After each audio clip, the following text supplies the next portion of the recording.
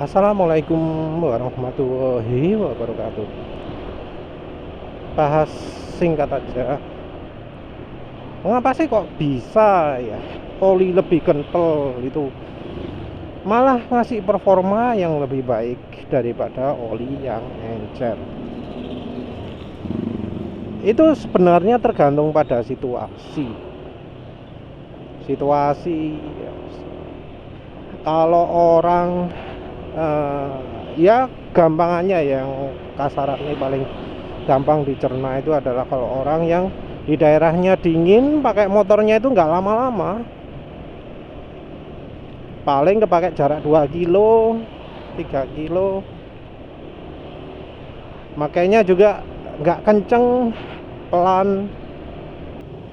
Habis itu orangnya juga nggak pernah manasin mesin, nyalakan langsung berangkat, nggak pernah pakai manasi mesin lama-lama dulu. Karena ya yang butuh manasin lama-lama itu kan yang mau jarak jauh gitu ya biasanya.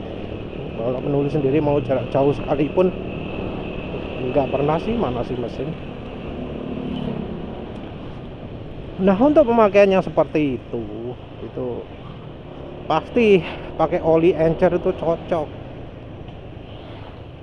Pakai oli encer itu enak, lebih irit, lebih macam-macam.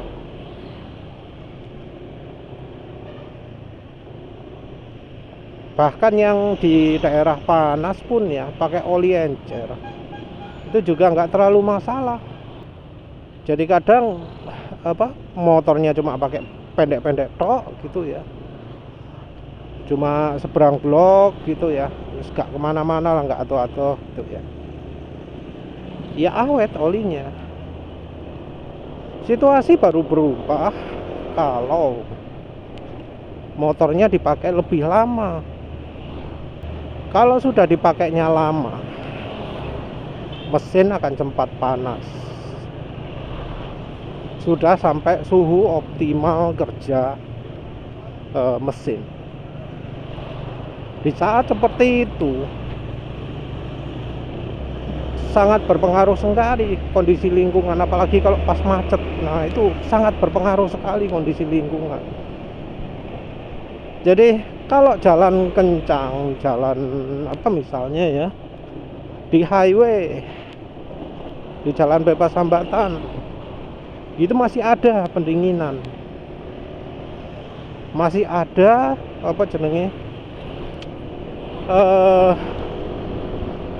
udara yang bisa mendinginkan mesin. Kondisi mesin ya tentu akan terjaga. Beda dari yang kalau pas macet-macetan. Kalau sudah seperti itu, pendinginan tambahan nggak ada, ya suhu mesin akan liar.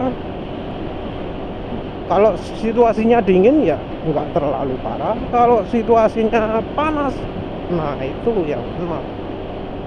Kita masih ngomong soal panas dingin dulu ya, panas dingin cuaca. Kita belum menyentuh soal aditif, soal lain-lain lah ya. Kita masih ngomong soal panas dan dingin, dan kondisi olinya dianggap sama mereknya, sama jenisnya gitu ya. Kalau membedakan oli jangan beda merek ya, membedakan kekentalan juga jangan beda merek, itu nggak fair.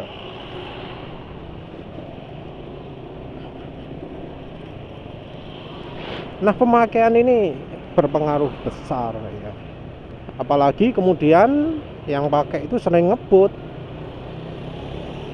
Mungkin ada yang ngomong aku sering ngebut gak apa-apa kok, tapi ngebutnya malam hari ya. Ya ojo cerita mas, beda itu mas, beda.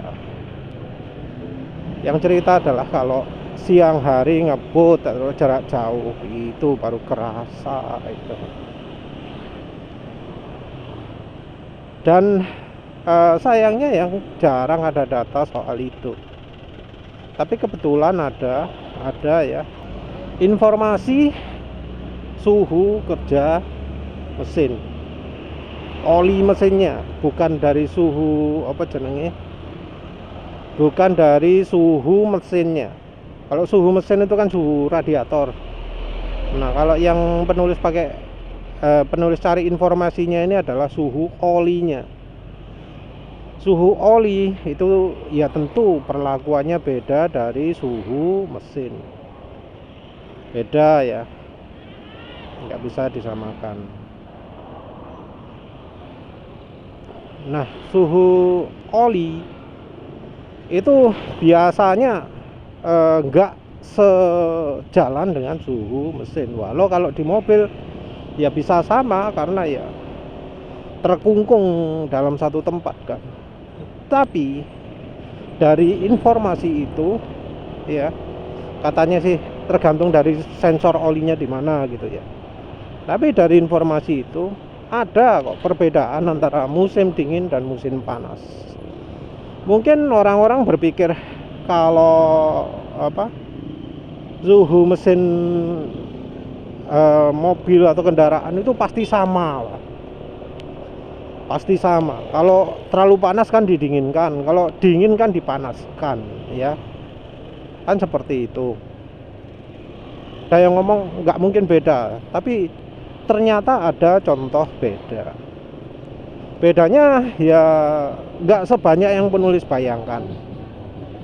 Bedanya antara 10 sampai 20 Fahrenheit. Ada yang ngomong sampai beda 30 Fahrenheit.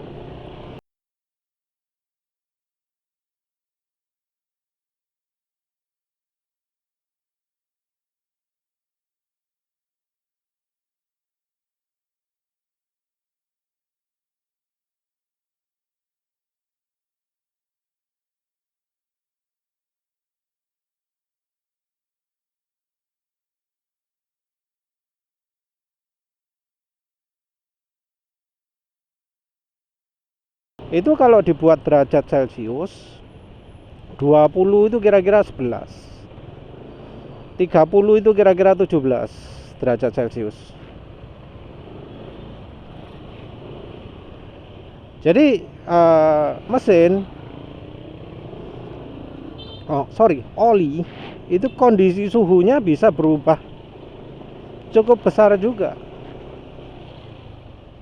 Minimnya 7 derajat, besarnya sampai 17 derajat Celcius. Beda suhu segini besar ya, besar. Penulis pernah ngasih contoh yang bedanya antara 60 sampai 80 kan ya. Itu terlalu besar ternyata. Ya ternyata contoh yang lebih masuk akal adalah antara berapa? 70 sampai 80-an lah ya. Itu yang lebih masuk akal. Dari suhu begitu, berapa sih bedanya ya? Berapa bedanya kekentalan? Nanti penulis tunjukkan lah ya, berapa bedanya, angka pastinya berapa.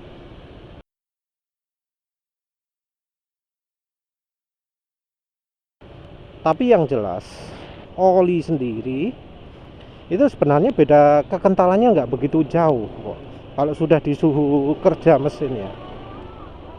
Kalau di suhu kerja mesin di suhu 100 derajat Celcius, kekentalan itu cuma beda nggak sampai 2 kali lipat.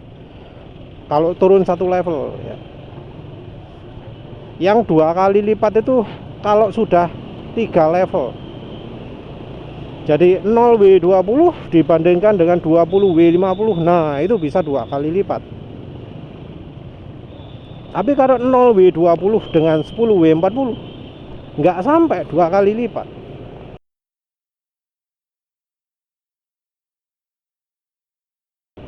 Jadi sebenarnya beda kekentalan itu nggak banyak. Kekentalan itu cuma ya beda sedikit lah ya. Jadi kadang ada faktor-faktor lain yang lebih mempengaruhi. Tapi tentu ya balik lagi ke asal. Performa motor itu optimalnya bila pelumas itu bisa melapisi permukaan logam dengan baik. Entah itu karena aditifnya, entah karena itu cairan olinya sendiri. Yang jelas ada batas minimalnya lah. Ketika oli terlalu encer, nggak bisa jadi bantalan mesin, pasti akan bikin masalah, pasti akan terjadi gesekan yang lebih besar. Kalau sudah seperti itu ya turun performanya, dan performa ini dipengaruhi oleh cara pemakaian dan kondisi cuaca juga. Ini yang bikin review itu bisa beda-beda. Orang pakai oli ini, saya kok lebih kenceng pakai oli yang ini. Terus yang lain bantah, enggak, motor saya lebih kenceng pakai ini.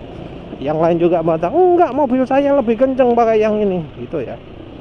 Ya, itu semua memang nggak ada yang salah. Bener semua, karena memang beda cara pemakaian, beda kendaraan, beda suhu, beda kondisi. Itu akan mempengaruhi. Ya walau ada juga yang oli yang tidak bisa memenuhi kebutuhan untuk semua kebutuhan itu, ada juga.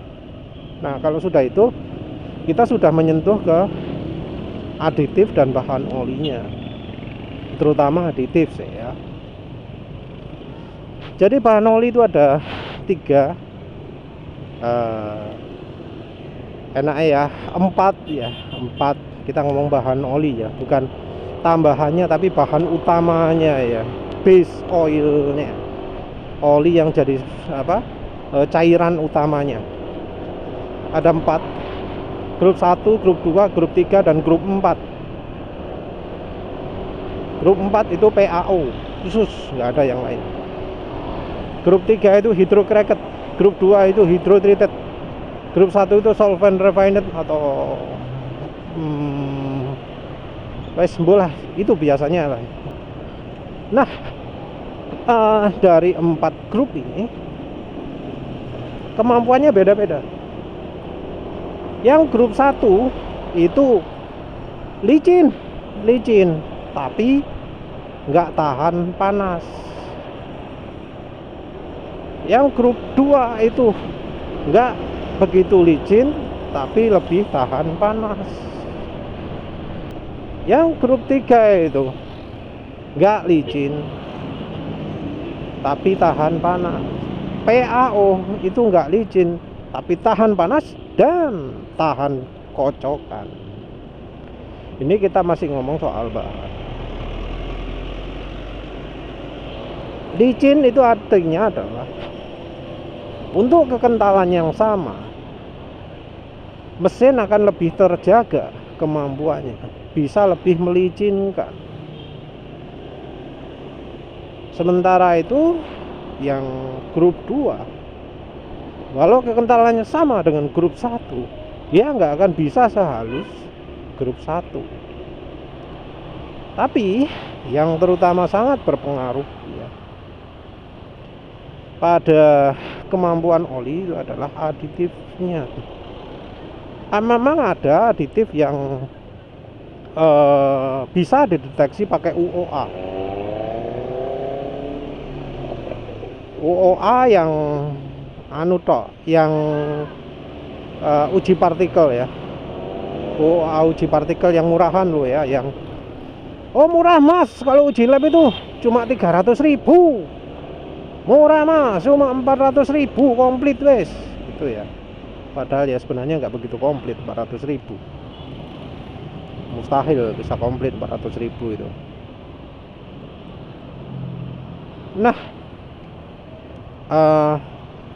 yang bisa dideteksi UOA itu adalah partikel-partikelnya, dari kandungan zincnya berapa, dari kandungan molinya berapa, dari boronnya berapa, dari titanium, dari tungsten, ya kira-kira kayak gitulah.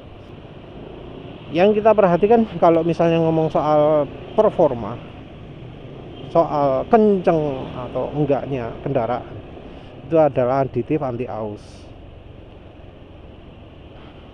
Anti-aus ya, anti-wear. Kenapa kok anti-aus? Karena anti-aus itu bisa mengurangi gesekan ketika sudah terjadi gesekan. Bisa mengurangi hambatan ketika sudah terjadi gesekan. es. Jadi mengurangi gesekan ya artinya mengurangi hambatan artinya ya makin licin.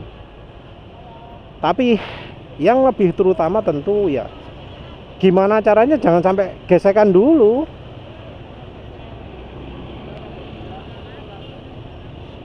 Kalau sudah terjadi gesekan ya mau nggak mau jadi hambatan. Kalau sudah ada anti ausnya ya. Jadi ya sebenarnya kekentalan itu dulu ya yang penting. Jangan sampai kurang kekentalan itu. Lebih ya emang jadi berat. Kalau sampai kurang ya jauh lebih berat daripada kalau kelebihan. Memang ZDDP itu membantu. Tapi yang lebih terutama itu justru adalah aditif yang selama ini dipuji-puji. Aditif viscosity index improver.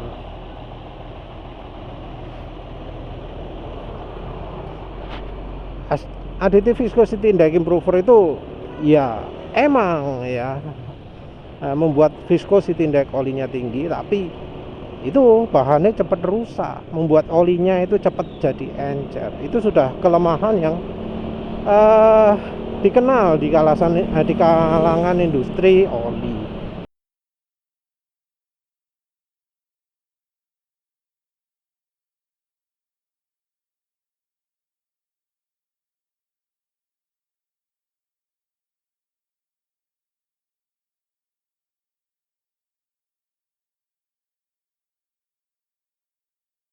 Bisa dicari di machinerylubrication.com, bisa dicari di Lubtech, majalah pelumasnya Eropa. Terus hubungannya dengan encer kental gimana? Seringnya oli encer itu yang dijual adalah viscosity index, karena yang jadi keunggulan oli encer ya itu oli yang tahan untuk suhu dingin. Dan untuk bisa mencapai itu aditif viscosity index improver itu sangat penting. Nah, jadi suatu malapetaka istilahnya, karena oli encernya itu dibuat makin cepat encer lagi ketika dipakai. Ironinya seperti itu. Oli-oli yang termasuk kental ya 10W40 itu bisa lebih tahan kekentalannya daripada yang oli-oli yang disebut sangat encer ya 5W30 gitu ya. Ironinya seperti itu. Sebenarnya 5W30 itu nggak buruk kalau bahan olinya PAO 100%. PAO 100% mungkin bisa 5W30 dibanding dengan oli grup 2 yang 10W40 ya bisa aja 5W30 ini malah lebih tahan. Tapi sayangnya itu zaman dulu. Sekarang sudah enggak. Sekarang 5W30 itu jarang sekali ada PAO-nya.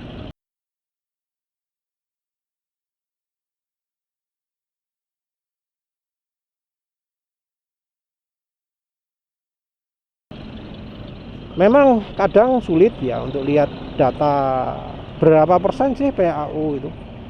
Jarang sekali kita bisa tahu itu dari data safety data sheet. Mungkin cuma merek mobil one, merek apa maneh ya.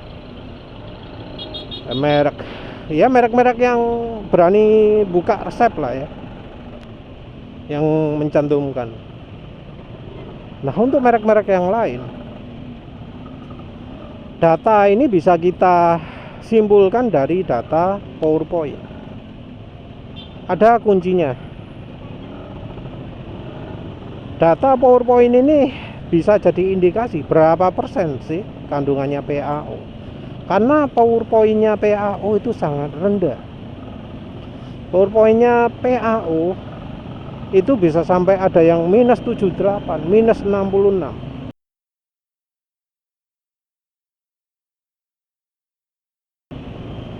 Kalau sampai ada oli yang power point-nya 60, minus 60, nah itu wis bisa dibilang hampir 100%.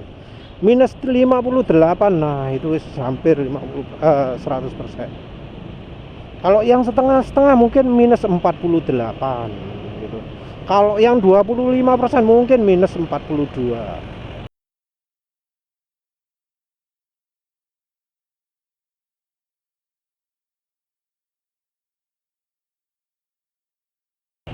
Tapi kalau sudah minus 39, minus 36, itu kayaknya wis minim sekali itu PAU-nya.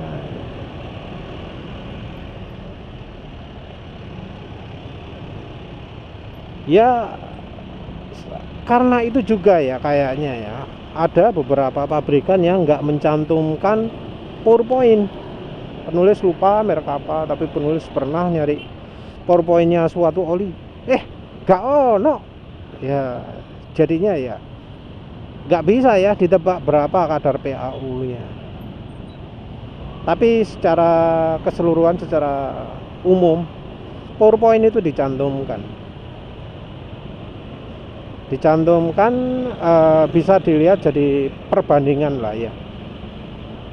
Biasanya oli yang encer 0W20, 5W30, 0W20 itu biasanya kadar PAU-nya lebih besar daripada produk yang sama, tipe yang sama, yang kekentalan lebih tinggi, lebih kental. Jadi makin encer itu makin banyak PAU-nya. Karena ya mau nggak mau mereka harus pakai bahan PAU, karena kalau sudah begitu ketahuan mana yang lebih tahan di musim dingin, karena yang pakai PAU itu akan lebih encer ketika dipakai daripada yang nggak pakai PAU. Maksudnya di suhu sangat beku loh ya, sampai mobilnya ketutupan salju semua gitu. Itu bakal ketahuan. Kalau misalnya ngaku-ngaku sintetik tapi beku gitu, ya ketahuan bohong lah ya. Mengapa kok di negara salju itu butuh full sintetis? Ya karena itu, karena nyari oli yang tetap cair ketika suhu beku.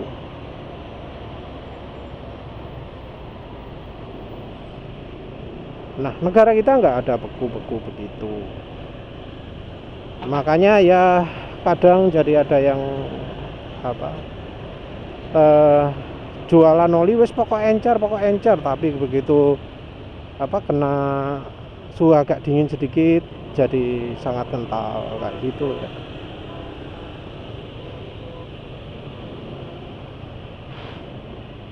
Repotnya ya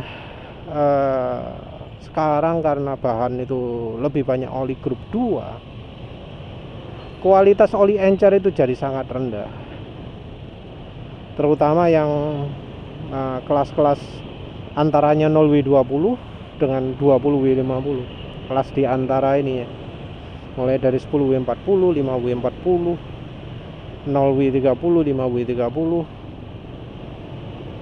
10W30.